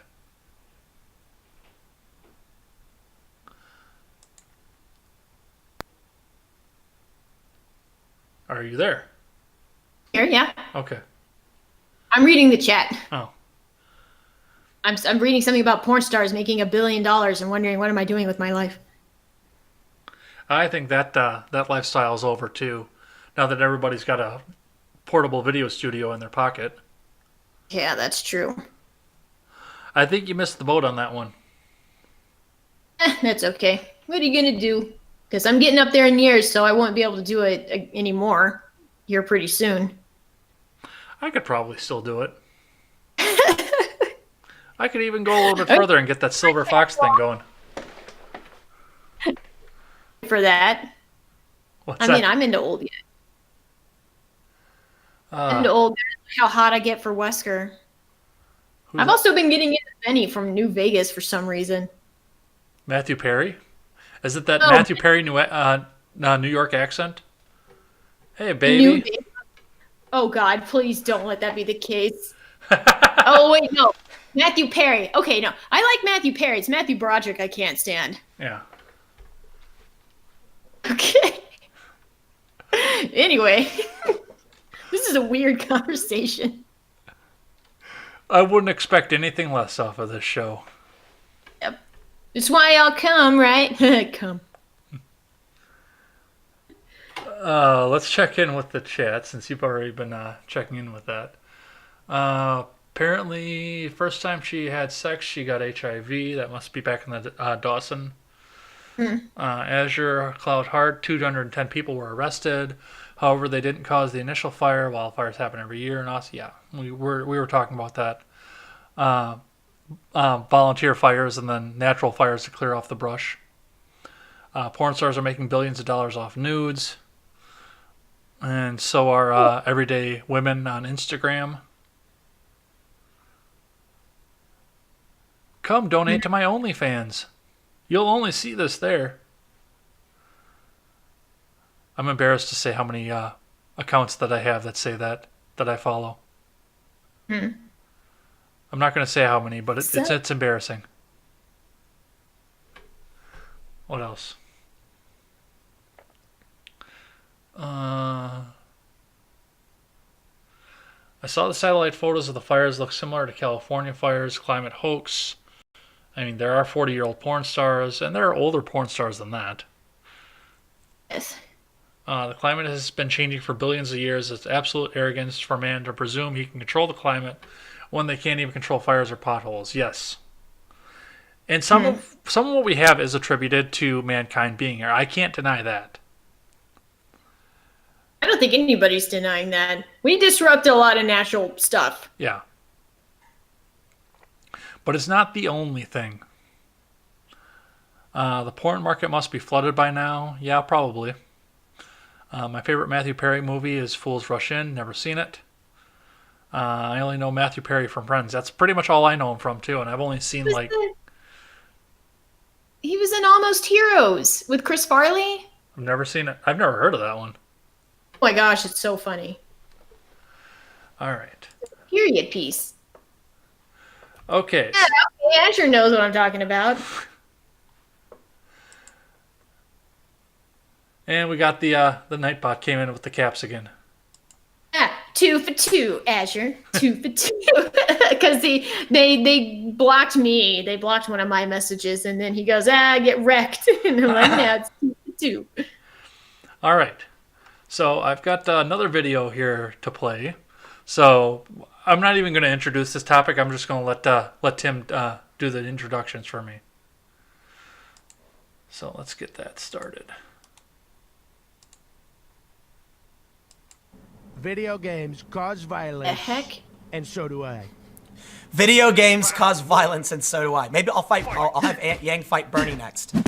So check this out.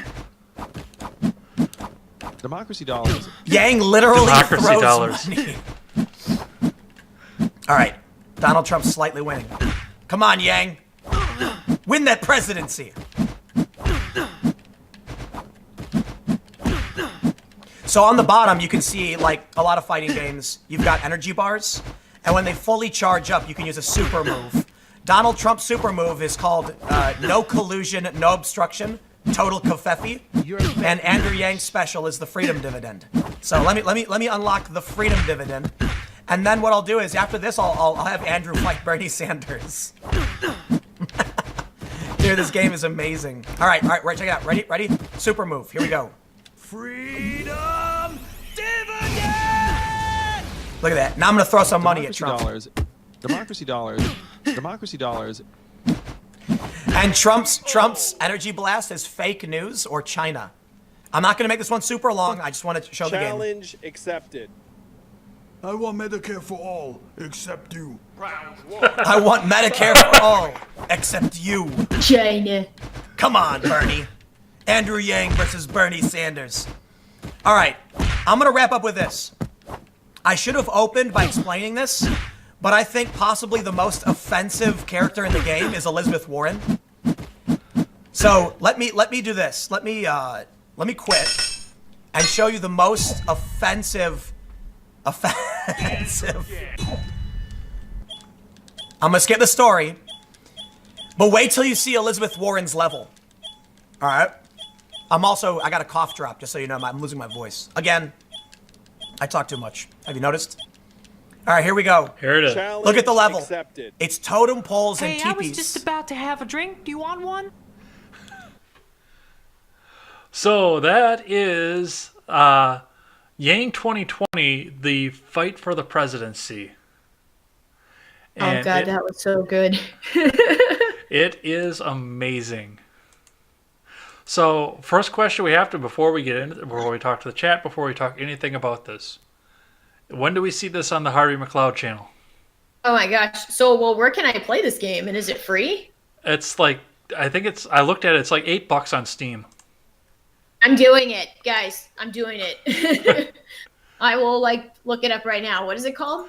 Yang 2020, the path to the presidency. Let's see here. Oh, it's $7. Nice.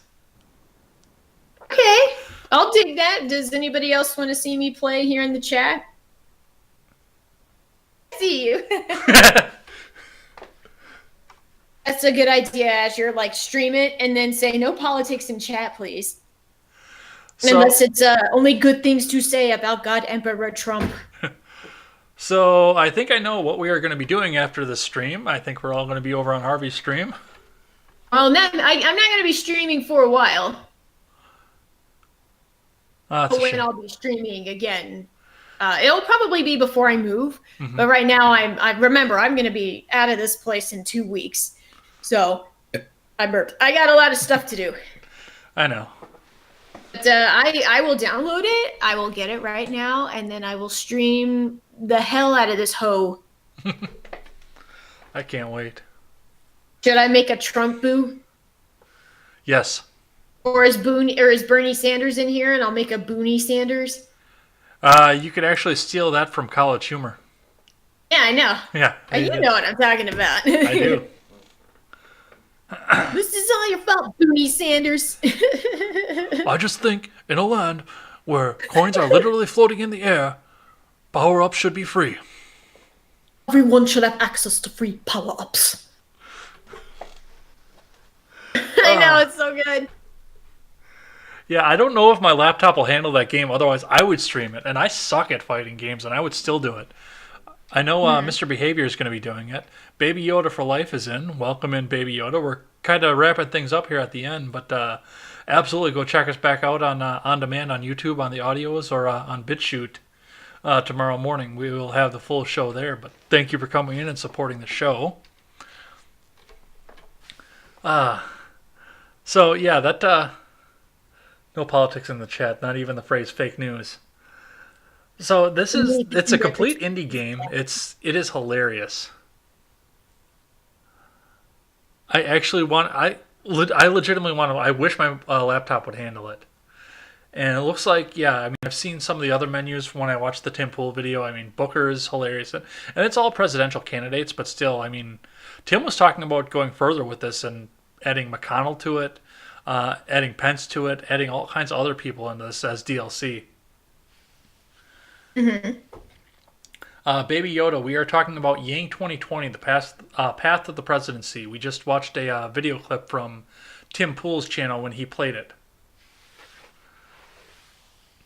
So, what are your thoughts on this? On the game? Yes. I think it's awesome, and I think that since Tim Pool mentioned it, the sales are going to go up because it doesn't seem to have a lot of reviews. It only has 80 reviews. Mm-hmm. Yeah, and he just found it like Tuesday, I think, was when I heard about it.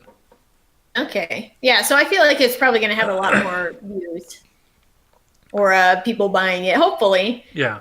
It's definitely going to be a period piece and become dated very soon. But I think that'd be a cool little relic of the times we're living in. So God bless the man that made it. You've got the page up right now. Can you see what the graphics requirement is for that? Oh, sure. Let's see here. System requirements, 64-bit processor and operating system. Which I have. Operating system, at least Windows 7. Intel Core i5-760, 2 gigs of RAM. Graphics GeForce GT 562 gigabytes. Yeah, that might hold me up. That might hold me up. Mm-hmm. The old HP just doesn't They put all their performance into the sound, and they didn't put anything into the graphics system. It's got Beats audio though. Oh, well, at least there's that.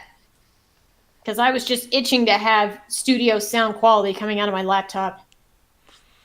Yeah, especially when I wear headphones all the time.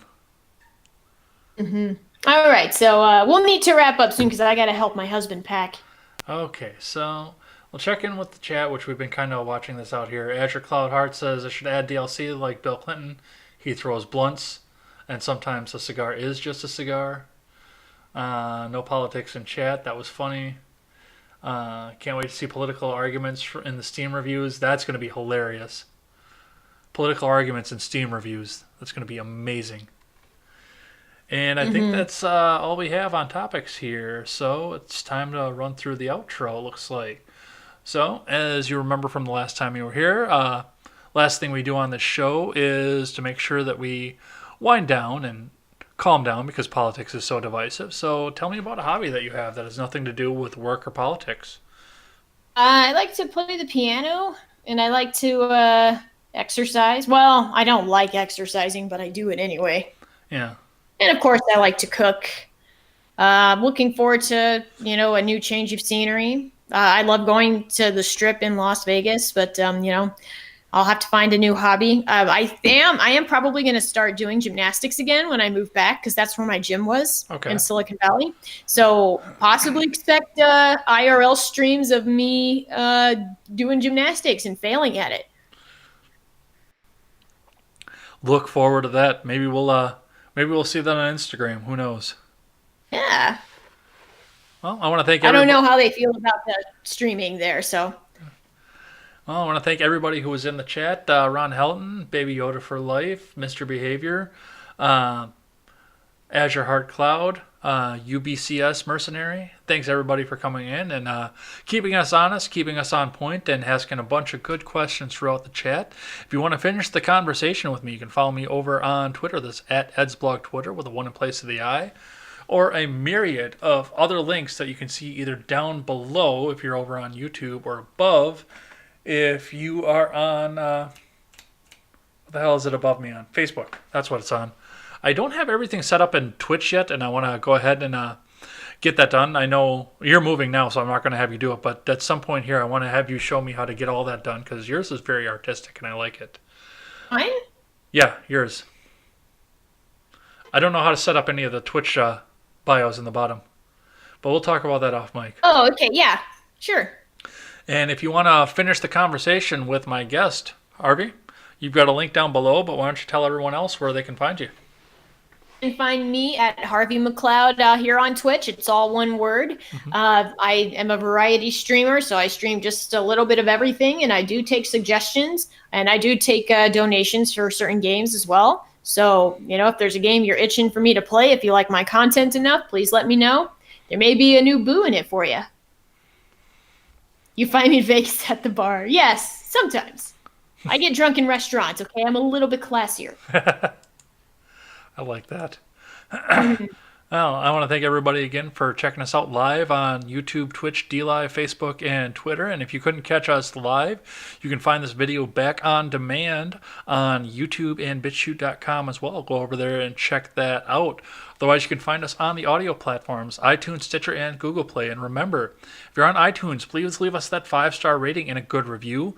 That helps us move up the charts and helps tell Apple what people should be listening to.